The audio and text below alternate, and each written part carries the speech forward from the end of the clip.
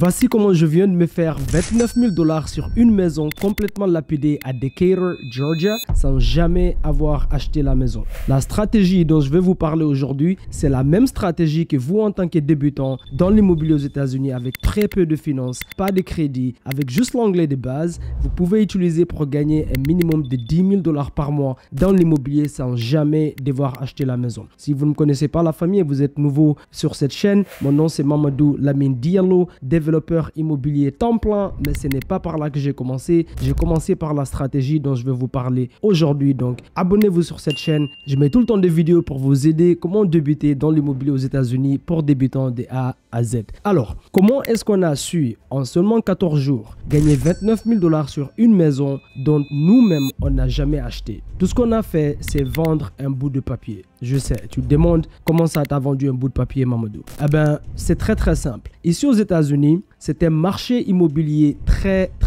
libéral. Qu'est-ce que cela veut dire? Ça veut dire que les données de tout le monde, inclus vous si vous vivez aux États-Unis et que vous avez une adresse, sont publiques. D'accord? Pourquoi cela est important? Parce qu'aux États-Unis, il y a une stratégie qu'on appelle Real Estate Wholesaling. Essentiellement, c'est une stratégie où vous pouvez aller en ligne dans n'importe quelle commune, trouver des propriétaires de maisons qui sont en détresse. Quand je dis détresse, vous pouvez aller à la commune, trouver une liste de personnes qui traversent un divorce, une liste de personnes qui n'ont pas payé la dette de leur banque, ça fait 6 mois, 7 mois, 8 mois, une liste de personnes qui, la commune les a donné des factures à payer parce qu'ils n'ont pas nettoyé les devants de leur maison, on appelle ça code violations.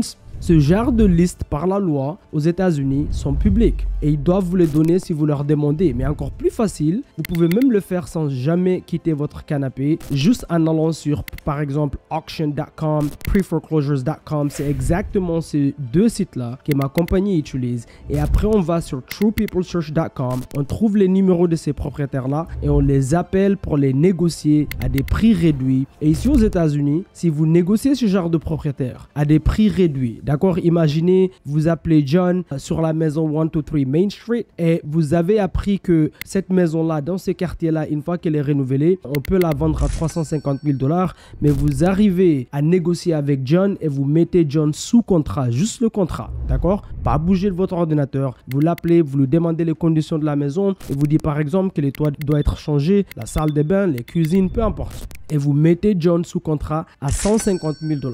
La deuxième chose que vous faites après, c'est trouver ce qu'on appelle un cash buyer. Un cash buyer, c'est quoi ici aux États-Unis? C'est une personne qui a du cash et qui renouvelle des maisons pour revendre sur le marché à temps plein pour nourrir sa famille, ou bien qui fait des stratégies de biens locatifs. Donc, ils achètent les maisons, ils les renouvellent, ils les gardent en tant que biens locatifs. Mais leur temps plein, c'est de trouver les maisons qui sont déjà lapidées, déjà sous contrat. Ils n'ont pas le temps d'appeler le propriétaire comme toi. Ils n'ont pas le temps de négocier. Ils n'ont pas le temps de faire tout ça. Ils sont très occupés à gérer 7 à 10 projets par mois. On les appelle des cash buyers. Ils utilisent leur argent ou bien l'argent de la banque, ça peu importe. Donc, ce que tu peux faire quand tu trouves le propriétaire John et tu négocies directement avec John, tu mets John sous contrat à 150 000 $. Mais tu sais que toi, puisque tu es parti sur ma chaîne et tu as appris comment analyser une maison, tu sais que cette maison, une fois qu'elle est renouvelée, on peut la revendre à 350 000 $. Eh bien, tu vas trouver un cash buyer, d'accord, dans la même commune. C'est aussi une liste que tu peux trouver en ligne sur PropStream, par exemple. C'est une application qu'on utilise pour trouver un cash buyer,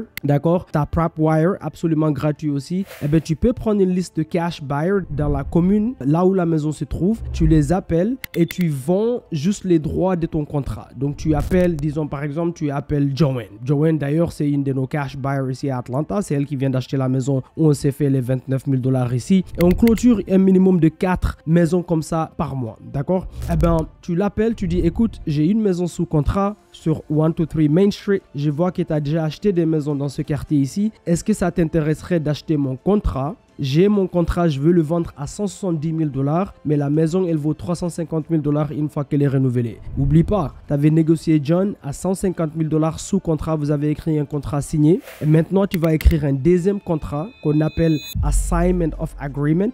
Donc, le premier contrat avec le vendeur de la maison, ça s'appelle un Purchase and Sale Agreement.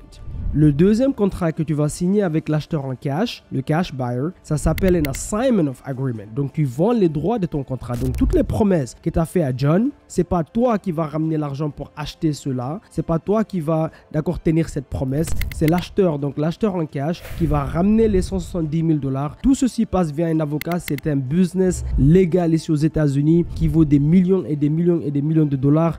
Il y a des transactions qui se font par des milliers par jour via des avocats comme ceci. Et ça s'appelle du wholesaling. Real estate aux États-Unis, c'est pas vous qui achetez la maison. Vous êtes juste la personne au milieu qui connecte le vendeur de la maison en détresse et l'acheteur en cash. D'accord? Et vous gagnez la somme. Donc, comme sur cet exemple ici, les 170 000 $, quand l'acheteur en cash amène cela, l'argent va chez l'avocat ou bien the title company. Donc, c'est soit un title attorney, dépendant si vous êtes dans un état où c'est un title attorney state ou bien si vous êtes dans un état où c'est un title company. Par exemple, Maryland, c'est un état de title company. Ici à Georgia, c'est un état de title attorney. Donc, on utilise des avocats. Eh bien, c'est l'avocat qui va recevoir cet argent, faire toute la documentation légale et l'avocat va prendre les 150 000 $ que tu avais promis à John, qui est le vendeur de la maison, envoyer cela à John et les 20 000 $ de différence entre les 150 000 et les 170 000 que tu as vendu ton contrat à Joanne, par exemple, eh bien, tu t'es fait 20 000 $ au milieu sans jamais avoir acheté la maison,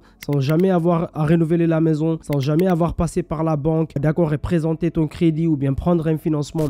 Tout ce que tu fais, c'est tu appelles des propriétaires en détresse, les données sont publiques. J'ai fait plein de vidéos, de playlists sur cette chaîne où je partage l'écran, je vous montre exactement comment est-ce que vous trouvez les données, comment est-ce que vous trouvez les numéros. D'accord, il y a même des vidéos que j'ai postées où je suis en train de communiquer avec les propriétaires, négocier live. D'accord, on fait ceci tous les mois, la famille. Donc, si vous êtes débutant dans l'immobilier aux États-Unis et que vous avez plus de temps que d'argent, vous avez l'anglais de base et vous êtes quelqu'un qui n'est pas timide de parler avec des propriétaires au téléphone, ceci est la meilleure manière de commencer pour commencer à vous faire 10 000 $ par mois minimum dans tous les 50 États aux États-Unis. Vous pouvez même le faire virtuellement. Vous pouvez vivre à New York et le faire à Texas d'une manière virtuelle. Tout ce que vous avez besoin, c'est d'un ordinateur et un téléphone. C'est tout ce dont vous avez besoin. Donc, assurez-vous d'aller suivre toutes les vidéos où je vous montre exactement comment faire cela. Aimez cette vidéo, laissez un commentaire si vous avez tiré quelconque valeur et dites-moi exactement ce que vous avez retenu ici. Allez-y suivre les playlists, d'accord, sur cette chaîne qui va vous apprendre exactement comment vous pouvez débuter avec cette stratégie aux États-Unis. Par après, vous pouvez faire comme moi maintenant. Une fois que vous avez vendu 4, 5, 6 contrats, vous pouvez commencer maintenant à faire vos propres projets